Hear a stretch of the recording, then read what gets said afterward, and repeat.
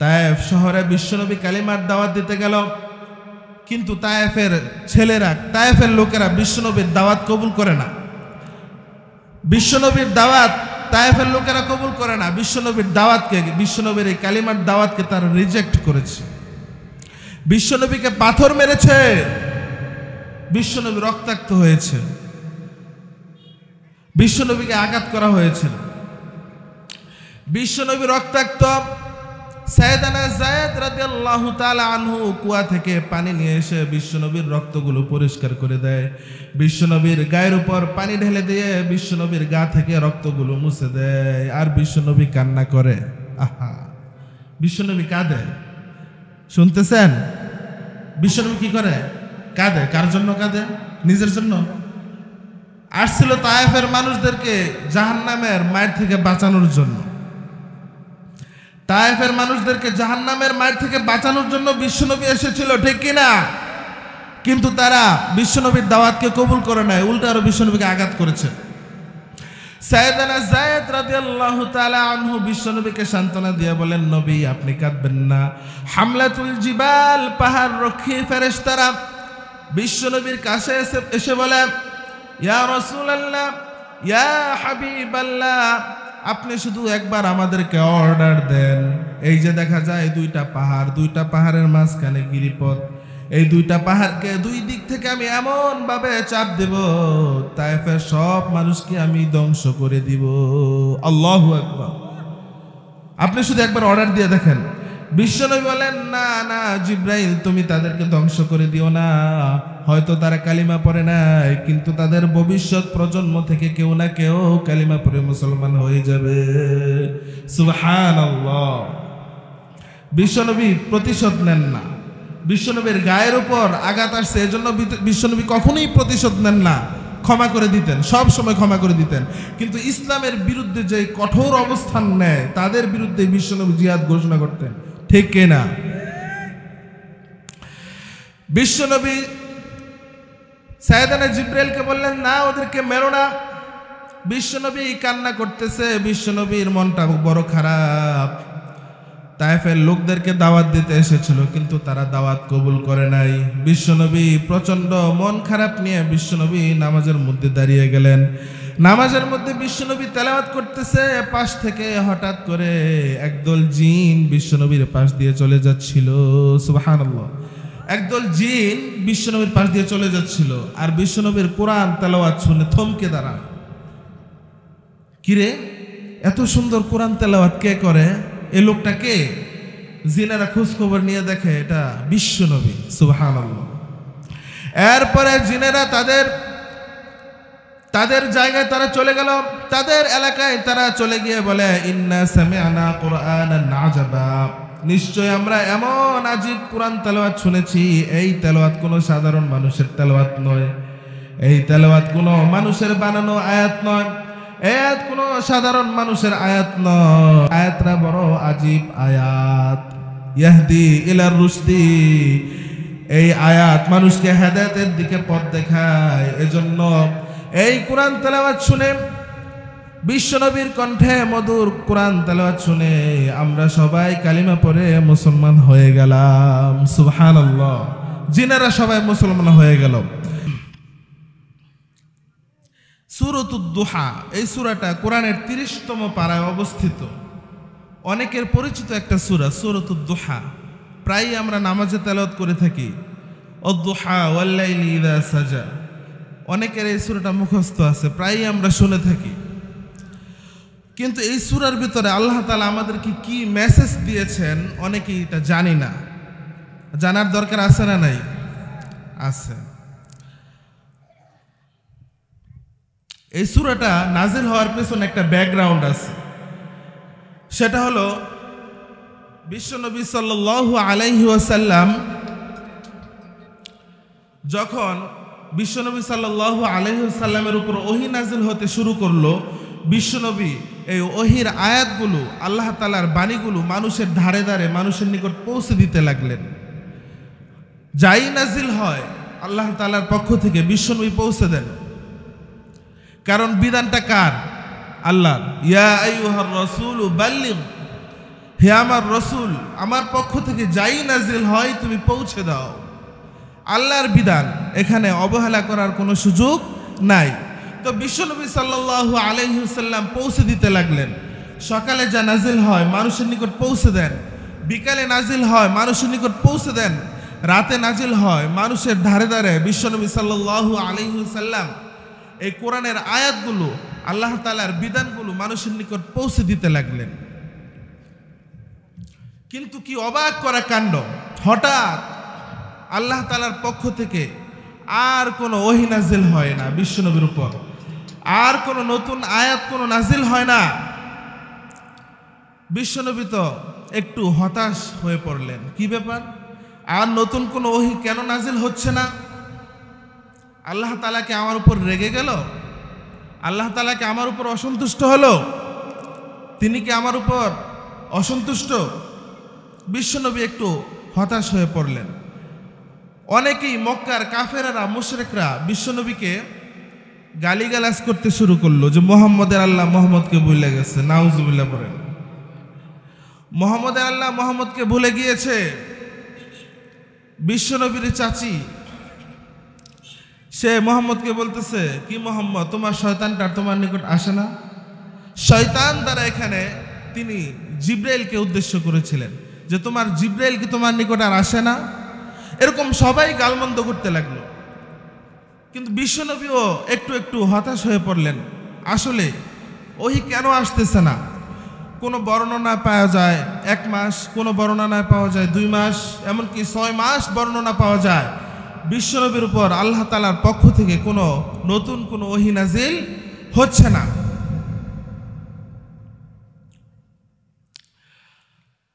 এরকম 6 মাস কেটে যায়। তারপর হঠাৎ একদিন আল্লাহ তাআলা বিশ্বনবীর উপর আবার ওহী নাজিল করলেন আর বললেন, ওয়াদ-দুহা,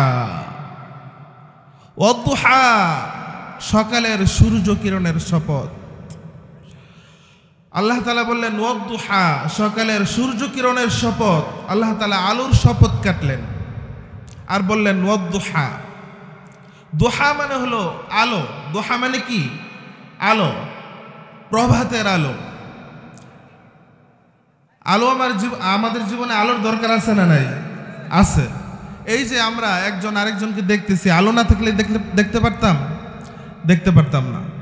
তো আল্লাহ তাআলা বিশ্বনবীর উপর এই আলোর নাম দিয়ে বললেন ওয়াদ-দুহা, সকালের সূর্য কিরণের শপথ।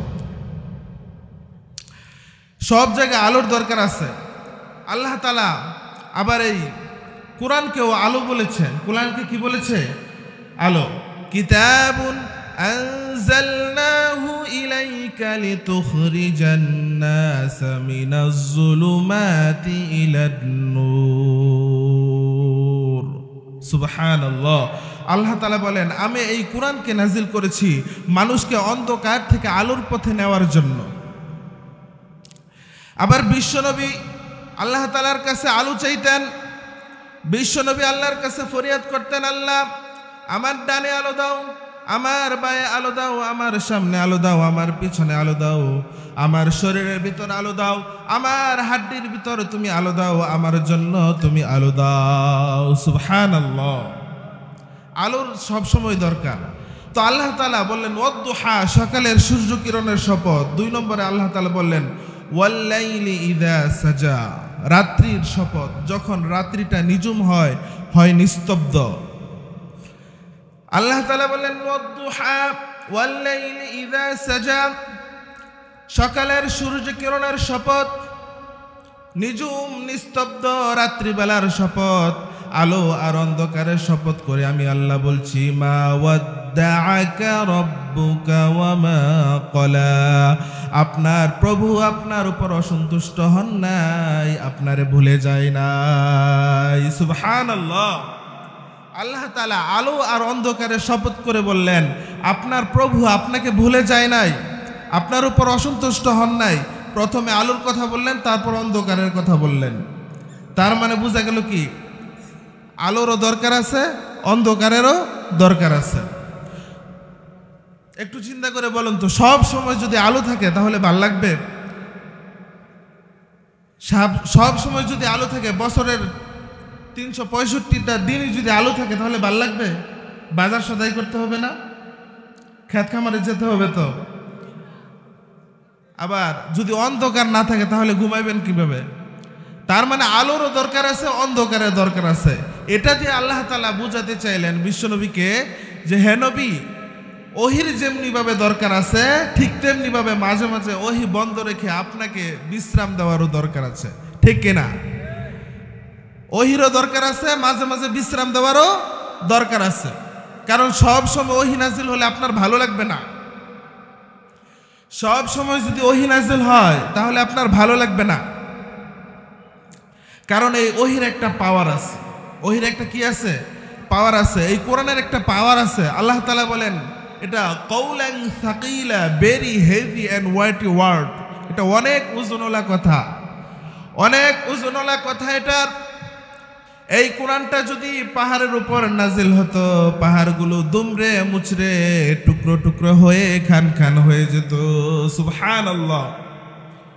আম্মা জান আয়েশা সিদ্দিকা বলেন কঠিন শীতের রাতে, মাঘ মাসের শীতের রাতে বিশ্বনবীর উপর যখন কোরআনের আয়াত নাজিল হয়, বিশ্বনবী ঘেমে ঘেমে একাকার হয়ে যান। সুবহানাল্লাহ। শীতের রাতেও যখন আমরা তো এই কোরআনটা কত সুন্দর পেয়ে গেছি, ঠিক না? খুলি, পড়ি, তেলাওয়াত করি, কত সুন্দর 30 পারা কোরআন। কিন্তু এই কোরআনটা নাজিল যখন হয়, বিশ্বনবী যখন এই কোরআনটা রিসিভ করেছেন, বিশ্বনবীর কত কষ্ট হয়েছে আপনারা কল্পনাও করতে পারবেন না। এটা অনেক ওজনওয়ালা কথা। ইন্না সানুলকি আলাইকা কওলান সাকিলা, ইন্না সানুলকি আলাইকা কওলান সাকিলা। এটা অনেক ওজনওয়ালা কথা। বিশ্বনবী যখন উটের উপর সওয়ার থাকতেন, তখন যদি কোরআনের আয়াত নাজিল হতো, উটের পিঠটা জমিনের মধ্যে লেগে যেত। ঘোড়ার পিঠে থাকা অবস্থায় যখন কোরআনের আয়াত নাজিল হতো, ঘোড়ার পা গুলো মরুভূমির বালিতে দেবে যেত। সুবহানাল্লাহ। বিশ্বনবী মাঝে মাঝে সাহাবাদের রানের উপর মাথা দিয়ে ঘুমিয়ে যেতেন, ক্লান্ত শ্রান্ত। অনেক সময় এরকম হতো, সাহাবীদের পায়ের উপর মাথা দিয়ে বিশ্বনবী ঘুমিয়ে যেতেন। বিশ্বনবীর একটা পালক পুত্র ছিল, তার নাম ছিল যায়েদ বিন হারেসা। একবার বিশ্বনবী এরকম যায়েদ বিন হারেসার পায়ের রানের উপর মাথা দিয়ে ঘুমিয়ে গেছে, ক্লান্ত শ্রান্ত। বিশ্বনবী দীর্ঘক্ষণ ঘুমালেন। তখন যায়েদ বিন হারেসা বলতেছে যে বিশ্বনবীর মাথাটা আমার তেমন কোনো ওজন মনে হচ্ছে না, পাতলা মনে হচ্ছে, বেশ একটা ওজন মনে হচ্ছে না। ঘণ্টাখানিক বিশ্বনবী ঘুমালেন। ঘণ্টাখানিক পর যখন বিশ্বনবী চোখ খুললেন, তখনই বিশ্বনবীর উপর কোরআন আয়াত নাজিল করতে শুরু করে দিল কে? আল্লাহ। যায়েদ বিন হারেসা বলে যখনই বিশ্বনবীর উপর কোরআনের আয়াত নাজিল হতে শুরু করলো, মনে হচ্ছিল বিশ্বনবীর মাথাটা 50-60 কেজি ওজন বেড়ে গিয়েছে। বিশ্বনবীর মাথার ওজনে আমার পা ফেটে যাবে, আমার পায়ের পা ফেটে যাবে, আমার পায়ের হাড্ডিগুলো ভেঙে চুরমার হয়ে যাবে মনে হচ্ছিল। তার মানে যখনই কোরআনের আয়াত নাজিল হয়, বিশ্বনবীর উপর একটা প্রসার আসে না? নাই, আছে। এজন্য আল্লাহ বলেছেন এটা অনেক ওজনওয়ালা কথা। হে নবী, কাফেররা মুশরিকরা আপনারা গালি দেয় যে মুহাম্মদের আল্লাহ মুহাম্মদকে ভুলে গিয়েছে, মুহাম্মদের প্রভু মুহাম্মদকে ভুলে গিয়েছে। না না, আমি তো আপনারে ভুলে যাই নাই। কারণ সব সময় কোরআন আয়াত নাজিল হলে আপনার অনেক কষ্ট হয়, আর আপনার যেটা কষ্ট হয় সেটা আমার ভালো লাগে না। কি নবী, কি মান, কি শান! যেই নবীর কষ্ট হলে আল্লাহর ভালো লাগে না। এজন্য আল্লাহ ওহি মাঝে মধ্যেই ইচ্ছা করেই বন্ধ রেখেছেন, ইচ্ছা করেই আল্লাহ তাআলা ওহি বন্ধ রেখে বিশ্বনবীকে একটু ছুটিতে রাখছেন। এজন্য রব্বুল আলামিন বলেন ওয়াদ-দুহা ওয়াল-লাইলি ইযা সাজা মা ওয়াদ্দা'আকা রাব্বুকা ওয়া মা ক্বালা ওয়ালাল আখিরাতু খায়রুল লাকা মিনাল উলা। প্রভাতের সূর্য কিরণের শপথ, নিজুম নিস্তব্ধ রাত্রিবেলার শপথ, আলো আর অন্ধকারের শপথ করে আমি আল্লাহ বলছি, আপনার প্রভু আপনার উপর অসন্তুষ্ট নন, আপনারে ভুলে যাই নাই। এরপর আল্লাহ রাব্বুল আলামিন বলেন ওয়ালাল আখিরাতু খায়রুল লাকা মিনাল উলা। হে নবী, দুনিয়ার জীবন থেকে আপনার জন্য পরকালীন জীবনটা হলো উত্তম জীবন। সুবহানাল্লাহ। দুনিয়ার জীবন উত্তম না পরকালের জীবন উত্তম? দুনিয়া না পরকাল? কিন্তু মানুষ কোনটার পিছনে বেশি দৌড়ায়? দুনিয়া, দুনিয়া, খালি দুনিয়া। দুনিয়া কে মজা লে লো, দুনিয়া তুমহারি হে। খালি দুনিয়া দুনিয়া করে। কিন্তু আল্লাহ রাব্বুল আলামিন বলেন ওয়ালাল আখিরাতু খায়রুল লাকা মিনাল উলা। দুনিয়ার জীবন থেকে পরকালীন জীবন হলো উত্তম। এতে আল্লাহ বলেন দুনিয়ার জীবন থেকে পরকালীন জীবন হলো উত্তম। অন্য আয়াতে আল্লাহ রাব্বুল আলামিন বলেন দুনিয়ার জীবন থেকে আখিরাতের জীবনটা হলো উত্তম এবং স্থায়ী। বাল তুসিরুনাল হায়াতাদ দুনিয়া ওয়ালাল আখিরাতু খায়রু ওয়া আবকা। দুনিয়ার জীবন থেকে আখিরাতের জীবনটা হলো উত্তম এবং স্থায়ী। সুবহানাল্লাহ। এই দুনিয়ার জীবনটা হলো একটা মায়াজাল, একটা মোহ, একটা মরিচিকা। এই মায়াজাল, এই মরিচিকা, এই মোহের মধ্যে আমরা আটকে গিয়েছি, ফলে আখিরাতের কথা আমরা ভুলে গিয়েছি। শুধু দুনিয়ার পিছনে দৌড়াচ্ছি তো দৌড়াচ্ছি। এইভাবে দুনিয়ার পিছনে আমাদেরকে ছুটতে ছুটতে হঠাৎ একদিন আমাদেরকে কবরের ভিতর ঢুকতে হবে, ঠিক কিনা? এজন্য রব্বুল আলামিন বলেন ওয়ালাল আখিরাতু খায়রুল লাকা মিনাল উলা। দুনিয়ার জীবন নয়, উত্তম জীবন হলো আখিরাতের জীবন। তারপরে আল্লাহ রাব্বুল আলামিন বলেন ওয়ালা সাউফা ইউতিকা রাব্বুকা ফাতারদা। অচিরেই আমি আপনাকে এমন এমন জিনিস দিব, এগুলো পেয়ে আপনি খুশি হয়ে যাবেন। সুবহানাল্লাহ। আল্লাহ রাব্বুল আলামিন বিশ্বনবীকে বলতেছেন অচিরেই আমি আপনাকে এমন এমন জিনিস দিব, আপনি এগুলো পেয়ে খুশি হয়ে যাবেন। কাফেররা মুশরিকরা আপনারা গালি দেয়, এগুলো শুনে আপনি হতাশ। ওরা বলে আপনি পাগল, হ্যাঁ, ওরা বলে আপনি পাগল, আপনি লেজ কাটা, আপনার কোনো ছেলে বেঁচে নাই, শুধু মেয়েগুলো বেঁচে আছে, আপনি আফতার, আপনি লেজ কাটা। না, আপনি লেজ কাটা নয়, ওই আবু জাহেল, উতবা, সাইবা ওরাই হলো লেজ কাটা, ঠিক কিনা? ওদের নাম নেওয়ার কেউ থাকবে না। বিশ্বনবীর নাম নেওয়ার মানুষ পৃথিবীতে আছে না নাই? বিশ্বনবীর নাম যেখানেই আল্লাহ রাব্বুল আলামিনের নাম আছে সেখানেই বিশ্বনবীর নাম আছে না নাই? কালিমার মধ্যে লা ইলাহা ইল্লাল্লাহু মুহাম্মাদুর রাসূলুল্লাহ। আবার যখন আজান দেওয়া হয় আল্লাহু আকবারের পরে বিশ্বনবীর নাম আছে না নাই? একামতে আছে না নাই? আবার আমরা আল্লাহর জন্য যখন সালাত পড়ি শেষ বৈঠকের মধ্যে বিশ্বনবীর উপর দুরূদ আছে না নাই? ওয়ারফা'না লাকা যিকরাক। আপনার নামকে আমি সমুন্নত করব, গোটা বিশ্বে আপনার নাম ছড়িয়ে যাবে। ওদের কথা শুনে আপনি হতাশ হবেন না।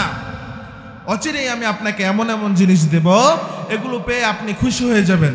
আল্লাহ রাব্বুল আলামিন বিশ্বনবীকে আশা দিচ্ছেন, ভরসা দিচ্ছেন, আপনি খুশি হয়ে যাবেন, এমন এমন জিনিস আপনাকে দিব।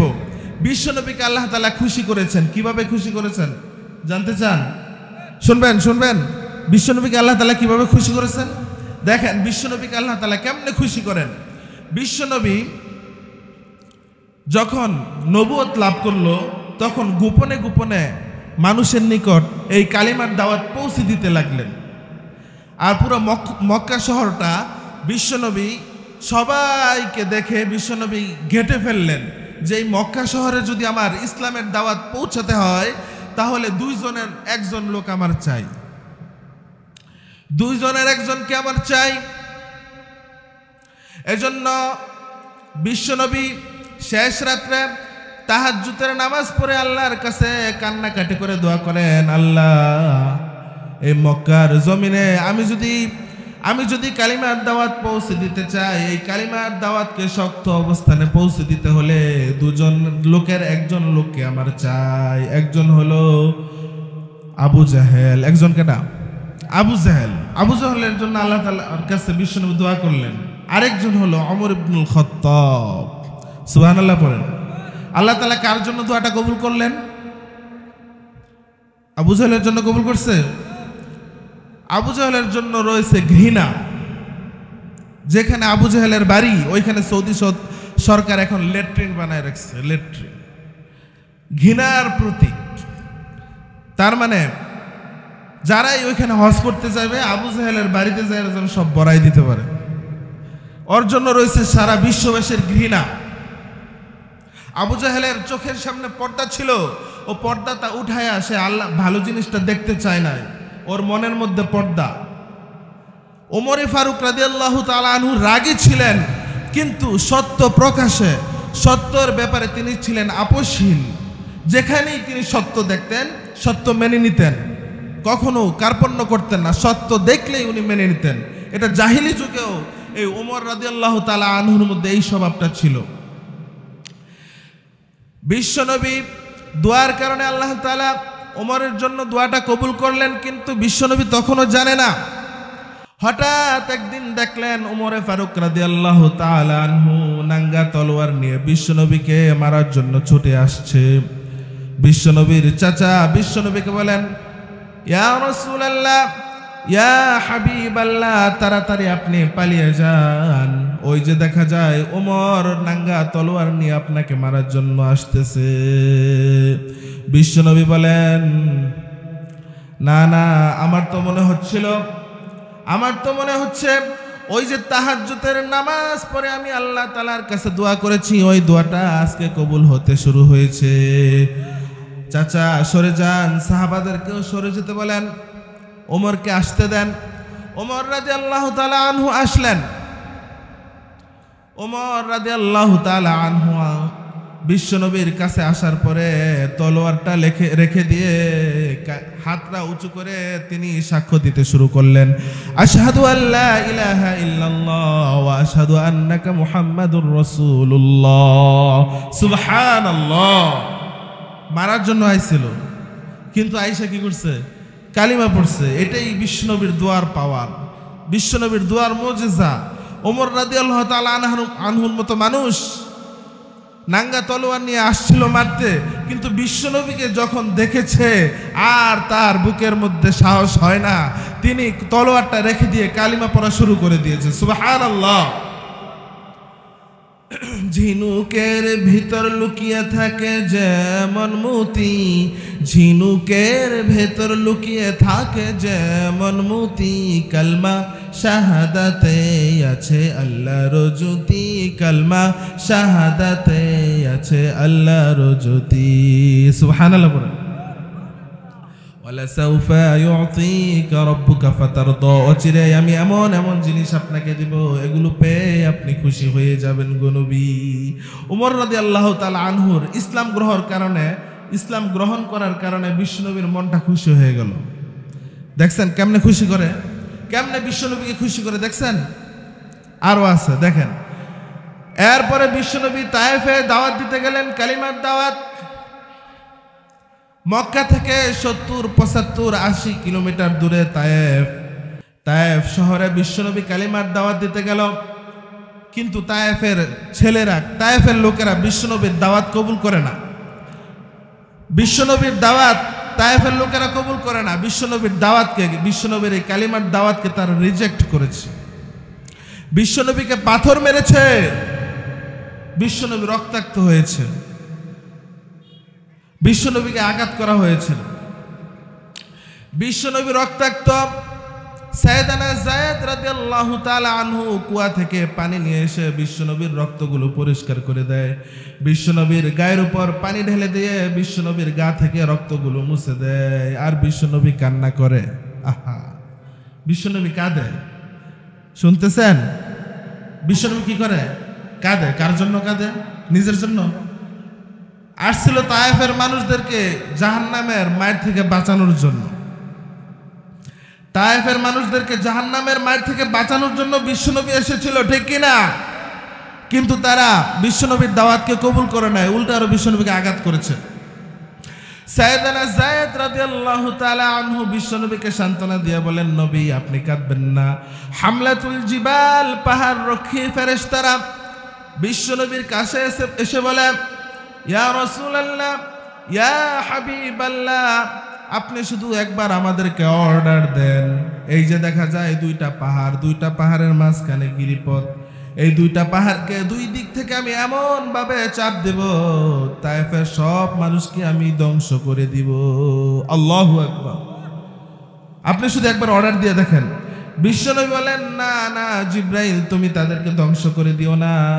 হয়তো তারা কালিমা পড়ে নাই, কিন্তু তাদের ভবিষ্যৎ প্রজন্ম থেকে কেউ না কেউ কালিমা পড়ে মুসলমান হয়ে যাবে।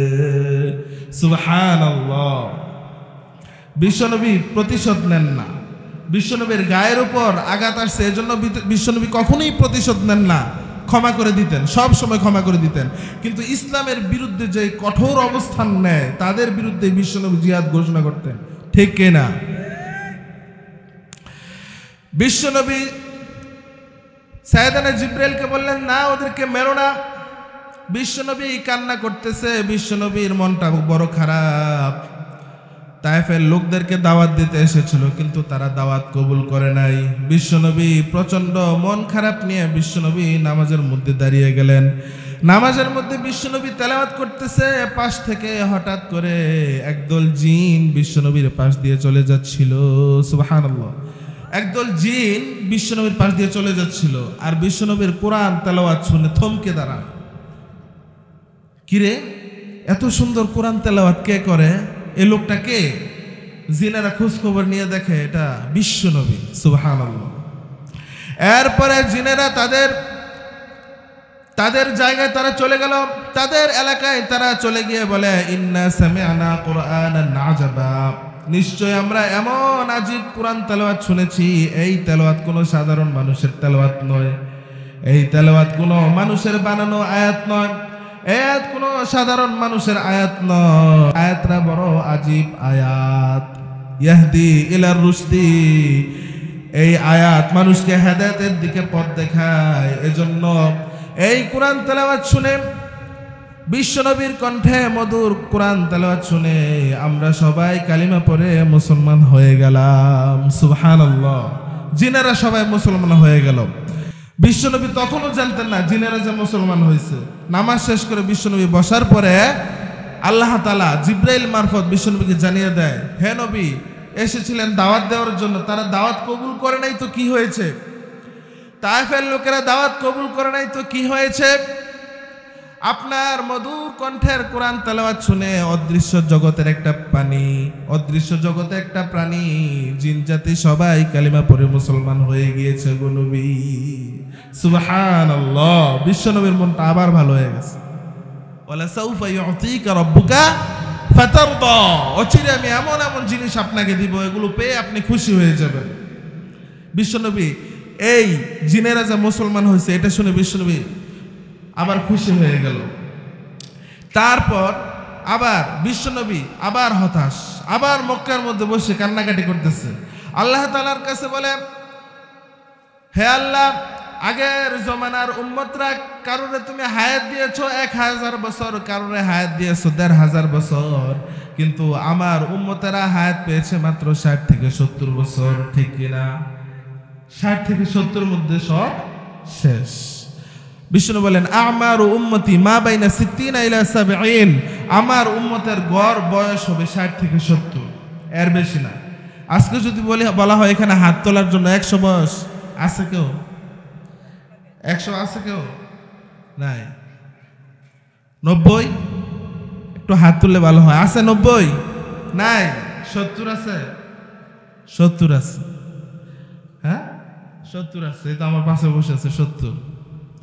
তার মানে 60 থেকে 70 পাওয়া যায়, কিন্তু 80, 90, 100 পাওয়া যায় না। অনেক মানুষ থাকলে হাত তুলতে বলা হলে 2-1 জন হাত তোলে। তার মানে গড় বয়স হলো 60 থেকে 70। বিশ্বনবী আল্লাহর কাছে কেঁদে কেঁদে ফরিয়াদ করে, আগের উম্মতেরা হায়াত পেয়েছে বেশি, তারা আমল করেছে বেশি, আমার উম্মতেরা হায়াত পেয়েছে কম, কি আর আমল করবে? আল্লাহ বলেন, চিন্তা নাই, ইন্না আনজালনাহু ফি লাইলাতিল কদর ওয়া মা আদরাকা মা লাইলাতুল কদরি, লাইলাতুল কদরি খায়রুম মিন আলফি শাহর। সুবহানাল্লাহ। আল্লাহ তাআলা বলেন, হে নবী, আগের উম্মতের হায়াত দিয়েছে বেশি কিন্তু কদর দেই নাই, আপনার উম্মতের আমি লাইলাতুল কদর দিয়েছি। আর লাইলাতুল কদরি খায়রুম মিন আলফি শাহর, লাইলাতুল কদরের এক রাত হাজার রাতের চেয়েও উত্তম। সুবহানাল্লাহ। লাইলাতুল কদরের এক রাত যে ব্যক্তি ইবাদত করবে হাজার রাতের হাজার মাসের চেয়েও শ্রেষ্ঠ হয়ে যাবে। খায়রুম মিন আলফি শাহর, হাজার মাসের চেয়েও শ্রেষ্ঠ। এই সংবাদটা দিয়ে বিশ্বনবীকে আবার খুশি করে দিলেন। বিশ্বনবী আবার খুশি হয়ে গেল। এমনি করে আল্লাহ তাআলা বিশ্বনবী যেখানেই হতাশ হন বিশ্বনবীকে খুশি করে দেন। কারণ ওয়ালা সাউফা ইউতিকা রাব্বুকা ফাতারদা। তারপর আল্লাহ তাআলা বিশ্বনবীকে তিনটা অনুগ্রহের কথা স্মরণ করিয়ে দিবেন। তিনটা অনুগ্রহের কথা আল্লাহ তাআলা স্মরণ করিয়ে দিবেন। কয়টা অনুগ্রহ? তিনটা। তারপরে বিশ্বনবীকে তিনটা কর্মসূচি দিবেন। প্রথমে তিনটা অনুগ্রহ, তারপর তিনটা কর্মসূচি। অনুগ্রহ নাম্বার 1, আলাম ইয়াজিদকা ইয়াতীমান ফাআওয়া। হে নবী, আমি কি আপনার এতিম অবস্থায় পাই নাই? তারপর লালন পালনের ব্যবস্থা কি করি নাই? আলাম ইয়াজিদকা ইয়াতীমান ফাআওয়া। হে নবী, আপনি ছিলেন এতিম, আপনি ছিলেন এতিম। বিশ্বনবী এতিম ছিল, জানেন কিনা? বিশ্বনবী যখন তার মায়ের গর্ভে ছিল তখন বিশ্বনবীর বাবা নাই, দুনিয়াতে আসার আগেই বাবা হারাইছে। তারপর বিশ্বনবীর বয়স যখন 6 বছর, বিশ্বনবীর মাও দুনিয়া থেকে ত্যাগ করেছেন। বয়স যখন 8, বয়স যখন 6, মা দুনিয়া থেকে ত্যাগ করেছেন। তারপর চাচার কাছে দাদার কাছে মানুষ হতে লাগলেন। বয়স যখন 8 তখন দাদাও দুনিয়া থেকে চলে গেছে। তারপর চাচার কাছে মানুষ হতে লাগলেন। তার মানে আল্লাহ তাআলা বিশ্বনবীকে অনুগ্রহের কথা স্মরণ করে দিচ্ছেন আর বলছেন আলাম ইয়াজিদকা ইয়াতীমান ফাআওয়া। হে নবী, আপনাকে কি আমি এতিম অবস্থায় পাই নাই? তারপর লালন পালনের ব্যবস্থা কি করি নাই? বিকালবেলা সব ছেলেমেয়েরা যখন মাঠের মধ্যে খেলাধুলা করত, খেলাধুলার পরে সবার বাবারা এসে তাদেরকে নিয়ে যেত, কিন্তু আপনারা নেওয়ার মতো কেউ ছিল না। হে নবী, আপনি তো ছিলেন এতিম, আমি তো আপনার লালন পালনের ব্যবস্থা করেছি। এটা হলো প্রথম অনুগ্রহ। অনুগ্রহ নাম্বার 1 এর কথা স্মরণ করে দিলেন। তারপর বলেন ওয়াজাদাকা দাল্লান ফাহাদা। হে নবী, আপনি পথহারা পথিকের মতো ঘুরতেছিলেন, তারপর আপনাকে আমি সঠিক রাস্তা দেখিয়ে দিয়েছি। বিশ্বনবী পথহারা পথিকের মতো ঘুরতেছিলেন। এর মানে কি? এর মানে হলো কোন দিকে বিশ্বনবী যাবেন, তার রবকে, এটা বিশ্বনবী তালাশ করতেছিলেন। কিন্তু আল্লাহ তাআলা পথ দেখাই দিলেন আর বললেন ওয়াজাদাকা দাল্লান ফাহাদা। আপনি ছিলেন পথহারা পথিকের মতো, আপনাকে আমি সঠিক রাস্তাটা দেখিয়ে দিয়েছি। আমি সংক্ষেপে করে দিচ্ছি যেহেতু সময় খুব কম। তারপর আল্লাহ তাআলা বললেন ওয়াজাদাকা আইলান ফাআগনা। আপনি ছিলেন অসহায়, আমি তো আপনারে ধনী বানাইছি। বিশ্বনবীর কিন্তু টাকা পয়সা ছিল না, জানেন কিনা? অসহায় ছিলেন। খাদিজা রাদিয়াল্লাহু তাআলা আনহুর সাথে বিবাহ যখন হয়ে যায়, খাদিজা রাদিয়াল্লাহু তাআলা আনহা সব সম্পদ বিশ্বনবীর দান করে দিলেন। কি স্ত্রী! নিজের যা সম্পদ ছিল সব বিশ্বনবীর দান করে দিলেন। তাফসীরের মধ্যে এসেছে ফাআগনা বিখাদিজা, তার মানে খাদিজার মাধ্যমে বিয়ে পড়িয়ে দিয়ে আপনারে আমি ধনী বানিয়ে দিলাম। এইগুলো তিনটা অনুগ্রহের কথা স্মরণ করিয়ে দিলেন। তারপর তিনটা কর্মসূচি দিবেন। তিনটা কর্মসূচি আল্লাহ তাআলা প্রথম কর্মসূচি দিলেন ফাআম্মাল ইয়াতীমা ফালা তাকহার। হে নবী, এতিমের সাথে কখনো খারাপ আচরণ করবেন না, কারণ আপনি নিজেই এতিম ছিলেন। আপনি নিজেই এতিম ছিলেন, আপনি এতিমের জ্বালা বুঝবেন। এজন্য কখনো এতিমের সাথে খারাপ আচরণ করবেন না। এতিমের সাথে যারা খারাপ আচরণ করে তাদেরকে অপছন্দ করে কে? এতিমের মাথায় হাত বুলিয়ে দিলে হৃদয়টারে নরম করিয়ে দিয়ে কে? অনেকের দোয়া করলে দোয়া কবুল হয় না, তার মানে হৃদয় শক্ত। আপনি একটু এতিমের মাথায় হাত বুলিয়ে দিবেন, দেখবেন আপনার হৃদয়টা নরম হয়ে গিয়েছে। এক সাহাবী এসে বলল, ইয়া রাসূলুল্লাহ, আমার হৃদয়টা বড় শক্ত, আমার হৃদয় নরম হয় না, এমন কিছু আমারে শিখিয়ে দেন যেন আমার হৃদয়টা নরম হয়ে যায়। বিশ্বনবী বললেন, তোমার তিনটা কর্মসূচি দিব। কয়টা? তিনটা। কর্মসূচি নাম্বার 1, ইরহাম ইয়াতীম, এতিমের প্রতি রহম দিল হও। ওয়ামসাহ রাসুহু, এতিমের মাথায় হাত বুলিয়ে দাও। আতঈম তুআমাকা মাআহু, তোমার খাবার তার সাথে শেয়ার করো। ইয়ালিনু কলবুক, তোমার হৃদয় নরম হয়ে যাবে। সুবহানাল্লাহ। তার মানে এতিমকে আপনি যদি এতিমের মাথায় হাত বুলিয়ে দেন, আপনার হৃদয় নরম হয়ে যাবে। অনেকে আছে এতিমকে তাড়িয়ে দেয় কিনা? এতিমের নামে আল্লাহ তাআলা সূরা একটা নাজিল করেন, আরাআইতাল্লাযী ইউকাযযিবু বিদ্দীন ফাযালিকাল্লাযী ইয়াদউল ইয়াতীম। হে নবী, আপনি কি দেখেন না তারা দিনকে অস্বীকার করে আর তারা এতিমকে গাড় ধাক্কা দিয়ে বের করে দেয়? এতিমকে যারা গাড় ধাক্কা দিয়ে বের করে দেয় তারা কখনো ভালো মানুষ হতে পারে না। এতিমকে একটা ব্যবস্থা করে দিবেন, কিভাবে তার দিনটা চলে যায়, কিভাবে সে একটু খেয়ে পরে বেঁচে থাকতে পারে, এই ব্যবস্থা করে দেওয়ার দরকার আছে না নাই? কিন্তু ব্যবস্থা করে দেবে কি? আর এতিমের মাল খায় সব শেষ, ঠিক কিনা? ইন্নাল্লাযীনা ইয়াকুলুনা আমওয়ালাল ইয়াতামা যুলমান ইন্নামা ইয়াকুলুনা ফী বুতুনিহিম নারা ওয়া সায়াসলাউনা সাঈরা। তুমি এতিমের মাল খাও নাই, তুমি জাহান্নামের আগুন পেটের মধ্যে ঢুকিয়েছো, ঠিক কিনা? এতিমের সম্পদ তুমি আত্মসাৎ করো নাই, জাহান্নামের আগুন পেটের মধ্যে ঢুকিয়েছো। এজন্য এতিমের সাহায্য করার দরকার আছে না নাই? আছে।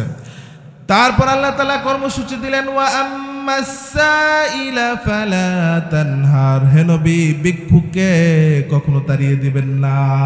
যারা সায়েল, যারা ফরিয়াদ, যারা ভিক্ষুক, তাদেরকে কখনো তাড়িয়ে দিবেন না। যা পারেন দেন, কিছু হইলেও দেন। ভিক্ষুককে তাড়িয়ে দেওয়া ঠিক নয়। যা পারেন দেন, আপনার সাধ্য অনুযায়ী দেন। অনেকে আছে তাড়িয়ে দেয়। গাড়ির মালিক গাড়ির মধ্যে বসে আছে, এসির বাতাস খাইতেছে বইয়া। অনেকে আছে না, জ্যামের মধ্যে গাড়ি আটকে থাকে, তখন দেখা যায় যে কিছু ভিক্ষুক, কিছু ছোট ছোট বাচ্চারা এসে জানালার কাছের মধ্যে গিয়ে হাত দেয় টাকা দেওয়ার জন্য, কিন্তু দেয় না, তাড়িয়ে দেয়। আপনি এসির মধ্যে বসে, গাড়ির মধ্যে বসে ঠান্ডা হাওয়া খাচ্ছেন, আর আরেকজন আপনার কাছে ভাঙ্গা থালাটা হাতে নিয়ে আপনার কাছে টাকা চায়, আপনি তাকে তাড়িয়ে দেন। আপনারও ভাঙ্গা থালা হাতে দিয়ে দাঁড়া করাই দিতে পারে কে? এই কাজটা করতে আল্লাহ তাআলার কয় সেকেন্ড লাগবে? 1 সেকেন্ড লাগবে? এজন্য বিশ্বনবী কখনো ফরিয়াদীকে তাড়িয়ে দিতেন না। এক সাহাবী এসে বিশ্বনবীর কাছে বলল, ইয়া রাসূলুল্লাহ, আমার কোনো জামা নাই, আমার একটা জামা দেন। বিশ্বনবীর গায়ে তখন একটাই জামা। কয়টা? একটা। কি আর করবে? বিশ্বনবী তো কখনো না করতে জানে না। না কিভাবে করে এটা বিশ্বনবী জানে না, নিজের জামাটাই খুলে দিয়ে দিচ্ছে। এখন জামা কয়টা আছে? জামা আছে একটাই তো ছিল, এটাই তো দিয়ে দিচ্ছে। আল্লাহ তাআলা সাথে সাথে আয়াত নাজিল করে দিলেন, ওয়াল্লাযীনা ইযা আনফাকু লাম ইউসরিফু ওয়া লাম ইয়াকতুরু ওয়া কানা বাইনা যালিকা কওয়ামা। যারা ঈমানদার, যারা মুমিন, তারা দান করার ক্ষেত্রে অপচয় করে না, কিপটামিও করে না। সুবহানাল্লাহ বলেন। আল্লাহ তাআলা এই আয়াত নাজিল করে দিয়ে বিশ্বনবীকে বুঝাইলেন, হে নবী, আপনি যে তারা দিয়ে দিচ্ছেন, একটা জামা ছিল, এখন আপনি গায়ে দিবেন কি? আপনার যদি 2টা থাকতো তাহলে নাও একটা দিতেন, এখন একটা আছে, এইটাই যে দিয়ে দিচ্ছেন, আপনি গায়ে দিবেন কি? তার মানে দান করার ক্ষেত্রেও কি করতে হবে? সাধ্য অনুযায়ী দিতে হবে। সবটুকু না, আবার একটাও রেখে দেওয়া যাবে না, কিছু না কিছু দেওয়া দরকার আছে, ঠিক কিনা?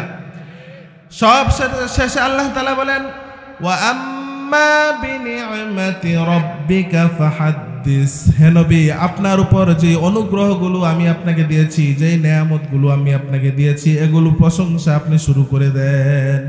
বিশ্বনবীকে আল্লাহ তাআলা কি বলতেছেন? যেই যে নেয়ামত দিয়েছি এগুলোর প্রশংসা আপনি শুরু করে দেন। অনেকে আছে অনেক বড় লোক, কোটিপতি, কিন্তু সিরা জামা গায়ে দেয়, আছে না নাই? আপনারা সিরা জামা পড়তে কইছে কেনা? সিরা জামা পরার মধ্যে কি কোনো বুজুর্গি আসেনি? আপনি সাধ্য অনুযায়ী আপনি জামা পরবেন। আপনি টাকাওয়ালা মানুষ, আপনি ভালো জামা পরবেন, আপনি দামি গাড়িতে চড়বেন, আর শুকরিয়া করবেন কার? আল্লাহ। তার মানে সব কিছু করা যাবে শুকরান লা ফখরান, শুকরিয়া আদায় করে, অহংকার করে নয়।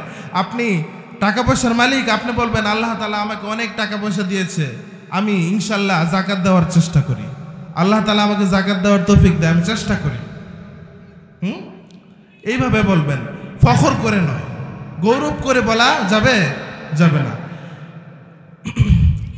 এজন্য আমাদেরকে এই যে আয়াতগুলো আমি বলেছি, এই আয়াতগুলো আমাদেরকে আল্লাহ তাআলা যেন মানার এবং জানার তৌফিক দান করেন। কি বলেছি আমি শেষ করে দিচ্ছি, 1 মিনিটে শেষ করে দিচ্ছি।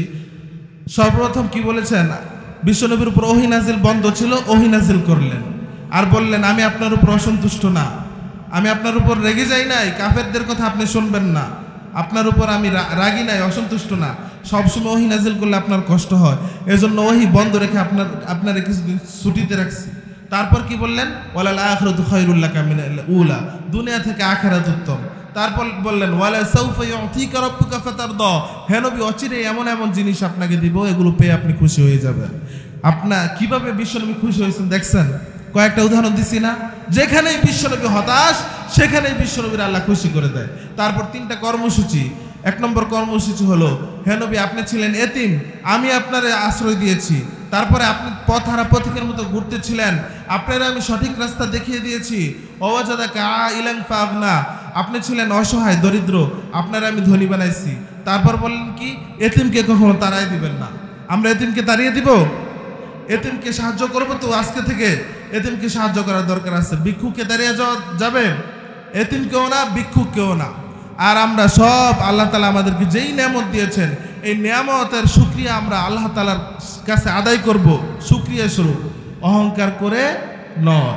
আল্লাহ তাআলা আমাদেরকে এই সূরার যে মেসেজ আল্লাহ তাআলা আমাদেরকে দিয়েছেন, এগুলোর উপর আমল করার তৌফিক দান করুক। আমিন। ওয়া আখিরু দাওয়ানা আনিল হামদুলিল্লাহি রাব্বিল আলামিন।